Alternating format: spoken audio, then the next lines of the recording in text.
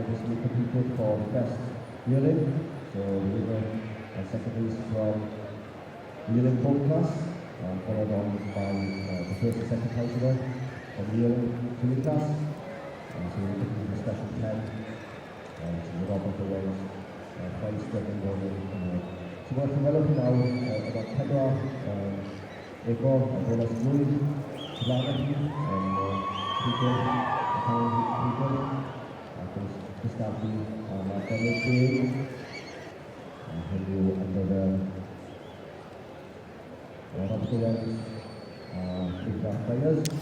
Dyma ni yn adran Merlod Mynydd Cymreig, gwobr Robert Owens, bydd y Freyers.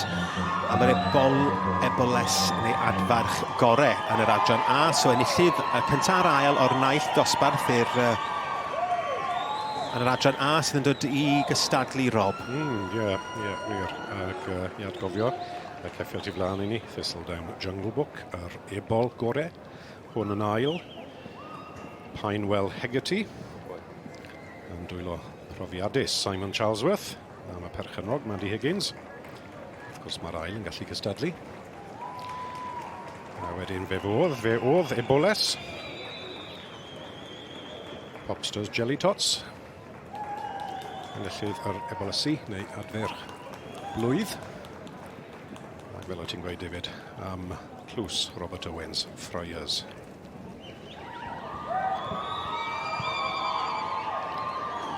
Ni'n clywed yn ddiweddar, David, oedd Sian Morris, merch Robert Owens Freyers, a'i gŵr wedi cael cic a torri gos, so fi'n siŵr bydd y ddoi nhw ffili bod yma i'r rhoi'r wobr hyn, so cofio ato ti, Dafydd, gobeithio bod ti'n gwella.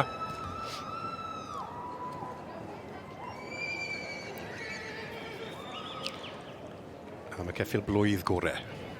Dyna beth yng ni'n cystadlu am wedyn.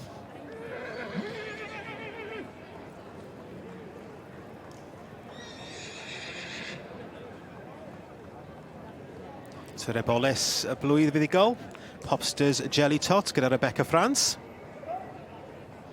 Oeddi wir yn gweld i eto, mae'n felys iawn yn dwi. Yndi. Amser wyt ti'n edrych arni ddi. A dyma enillydd yr ebol gorau, ebol blwydd gorau, Thistledown Jungle Book i y perchynog Sandy Anderson yn dwylo Gareth Lapping.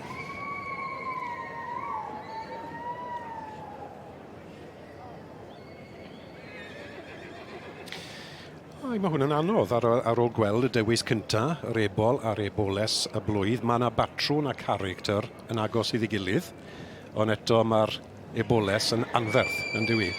Yndi. Falle'r yr Ebolesau bydd well da Kitty, gawn ni weld.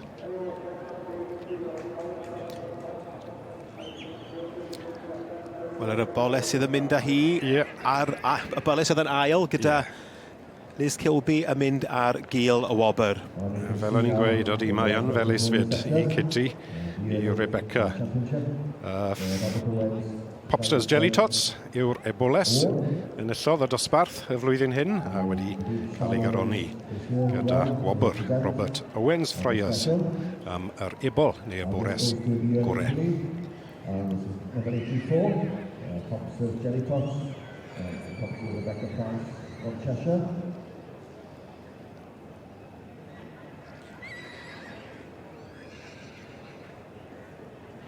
So you can see Sian Owens presenting the father Memorial Award, which is the Robert Owens place for Memorial Award for Best Yearling in the West Mountain section. Fi'n gweld mae Sian merch Robert Owens sydd yn cynnig y wobr hyn. Mae hi yn yr het. Mae wedi dod. Gadael i gŵr gydre a'i gos wedi torri. Dyna beth yw'r pwl y sioe frenhinol. Wel, am llun hyfryd. Yn dwi, cofio'n cynnes am teulu'r Owens Brydfa Freyers fyd.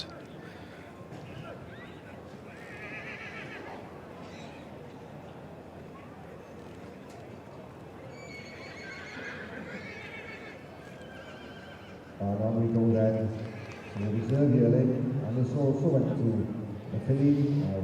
Gofio idyllic governess yn dyfe. A'r ddwy yma yn esiampl hyfryd mewn ffordd, tydyn Rob, o ran o batrwn adran A. Ti'n gwybod, mae 'na hyd sgwrs am patrwn yr adran A. Ti'n gallu cael poni fel y mynydd sy'n llai o seis. Dim gymaint o sgôp pen pert wrth gwrs. Ac wrth gwrs mae 'na ddigon o bobl yn dewis ac yn hoff iawn o'r patrwn A. Ond Kitty, mae'r ddoi ni'n gweld tu flaen i ni fan hyn ar dechrau beirniadu y ceffylau ifanc yn yr adran A yn dangos yn glir i fi beth mae'n edrych am. Rhywbeth mwy at y coed coch maen nhw'n gweud, yn fe, hen ffasiwn, mae'r rhai yn gweud. Jelly Tot wedi cael llon bol. Llen ni'n edrych llon bol o Jelly Tot straight nawr. Wel, llongyfeiriad mawr i Rebecca France yn ennill y gwobr arbennig yma i'r Ebolesau Adfeirch blwydd gorau yn yr adran A, gyda'r Eboles, Popsters y Jelly Tots.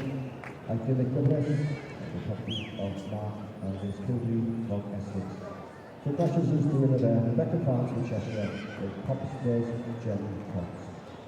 So we're ready to move on now to class 11. This is the two-year-old colt.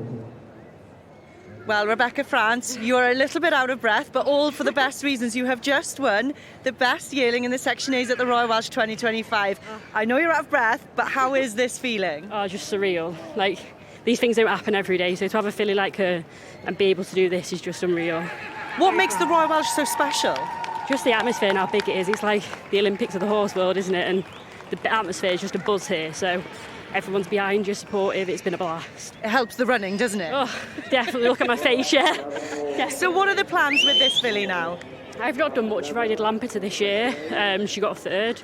Tucked her away a little bit, let her mature, and I don't really know now from here because I wasn't expecting this, so well, I don't know. You can go away now, digest this amazing result. Good luck for the rest of the week, and we look forward to seeing more of this one in future. Thank you. Llongyfarchiadau.